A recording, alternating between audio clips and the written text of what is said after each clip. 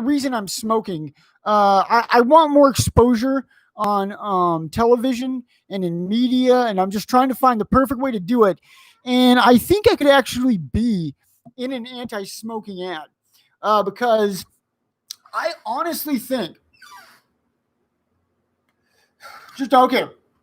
Just look at me for a second, guys. Look at me for a second. Just watch this, okay? Just watch me smoke. I honestly think with how uncool I look smoking, I could get more people to stop smoking than people with lung cancer. I mean, there's no observable way to prove that. There's no studies that we can do to kind of generate that, but that's my belief. Like one time, I was at a party with my sister, and she was a little bit sauced, she was a little sauced, and she just kept on looking at me like this, like that. And she kept saying, John, you don't even like smoking. John, you don't like smoking. You look sick. Like, you look like you can't breathe. John, you don't like smoking. And I think that I just have a great idea for an anti-smoking ad where it's like, smoking cigarettes makes 1 in 4 men under the age of 30 look way uncool. Then it flashes to like some girl, and she's like, I was really impressed with John's extensive knowledge of science fiction literature and foreign cinema, and until I saw him smoking. Then he looked like he couldn't breathe because he was trying to suck a tiny cock, and I went totally dry. And then this has been brought to you by the Anti-Smoking Agency of America. All right, incredibly funny bit, guys. I can hear the laughter across the internet. Moving on. I wish I wouldn't have lit this cigarette. It's going to be a pain in the ass. So, Kamala Harris. Joe Biden's going to be our president. Hopefully, Kamala Harris is going to be our president soon. You know, I honestly think with Biden, like what could possibly happen is he could be like, I pushed the red button to order Chinese and it hasn't showed up yet. And then they're going to be like, Mr. President, that's not the red button to order Chinese. That's the red button to nuke the Chinese. Da-dunch. All right. So, no, I'm looking forward to, on a serious note, Kamala Harris being in a leadership position in our country, because obviously there's a lot of civil unrest in our streets right now. There's a lot of racial unrest in our streets right now. And I'm not saying that I believe firmly that this could happen, but I hope that having somebody in that kind of position will be good for that, will help alleviate some of that anger, and also that she speaks for those people, you know, because obviously, like, if it's getting to the point where people are rioting in the streets, it's because they haven't been listened to. And hopefully Tulsi Gabbard does what she can to listen to those people and things change, you know, and that's the one thing. And also, if we have a female black vice president, I get to tell those smarmy Europeans that think they're better than us to suck my dick for 8 years or for 4 years. Pop quiz, Mr. European people. Okay. Who invented the internet that you're talking shit on America right now? Okay. Using to talk shit on America. Who invented the car that you drive to work every morning? All right. Who landed on the moon? Now you might say with that last one, John, we really didn't land on the moon. Well, excuse me if we faked it. Excuse me while I accept my award for the baddest motherfucking country that's ever lived. Yeah, fuck with us, guys. Fuck with us. We also invented sign language here too, Mr. European guy. For instance, I don't know if you know what this means. Hold on. Oh, okay. Well, guys, watch. Can you see this? Hold on. I gotta get the chair out of the way. Hold on. This is sign language, guys. This is important, okay? Hold on. Okay, Europeans, watch us. Okay. See, that's sign language, guys. That's sign language for we are number one. Suck my dick. Your country's the size of Texas. You haven't invented shit. Anyway, moving on. And by the way, I'm not saying that we're beyond criticism or whatever. We're the greatest. I'm just saying we're statistically better than most of Europe. No, I'm just kidding. And by the way, if you make a comment about universal health care, I will delete it immediately. Moving on, guys. Is that still lit? Oh, fuck. Hold on.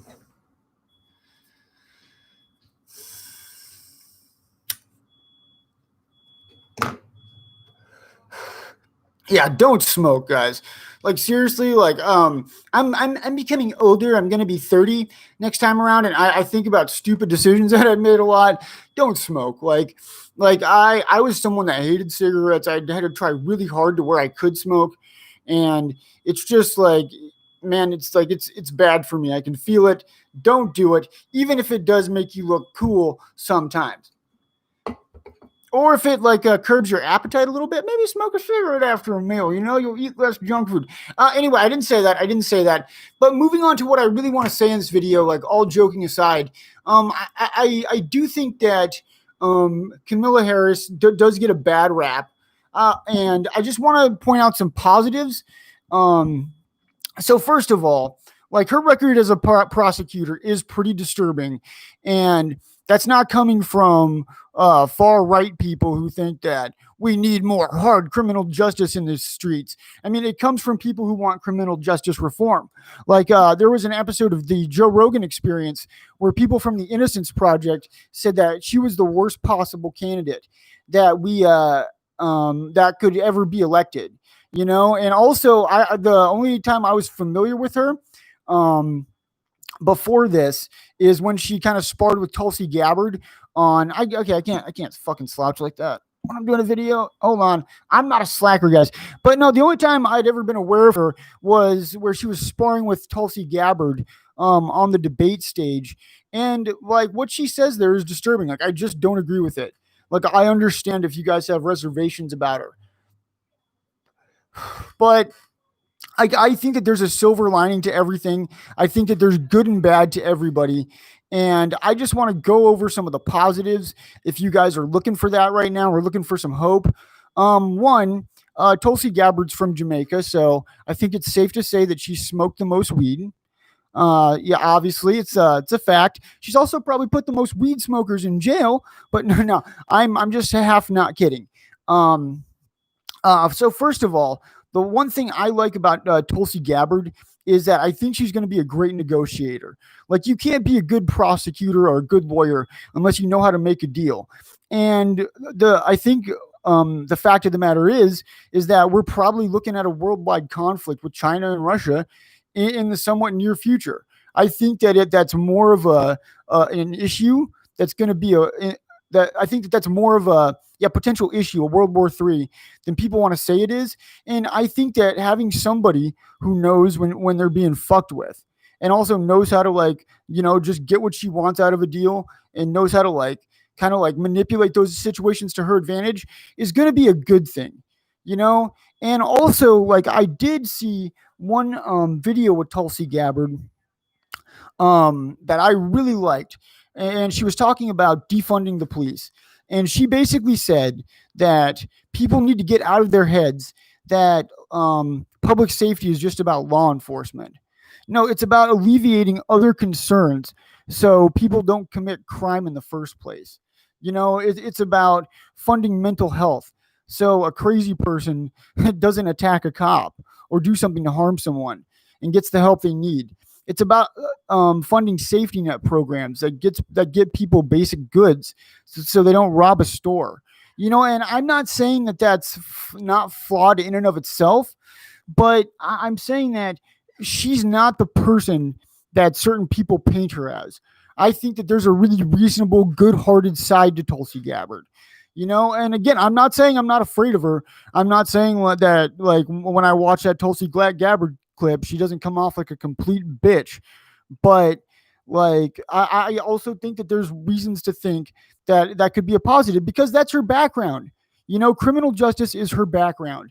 And if anybody's really going to do extensive and meaningful change, it's somebody who has extensive knowledge of that area to begin with. And I think that could be a good thing. And hold on, I got to take a drink of water. Oh, fuck cigarettes, guys.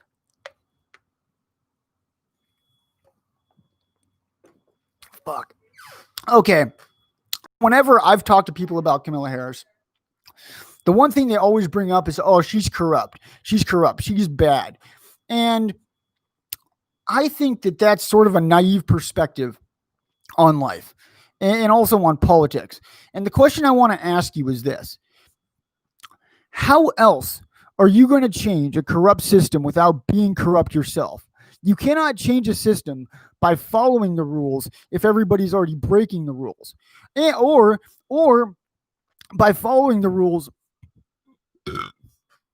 that have been created by people who want to fuck over other people.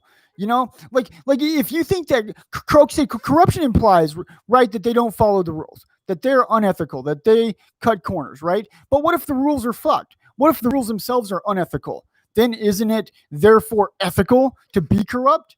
You know, I think that that's more of a complex issue than what people think it is.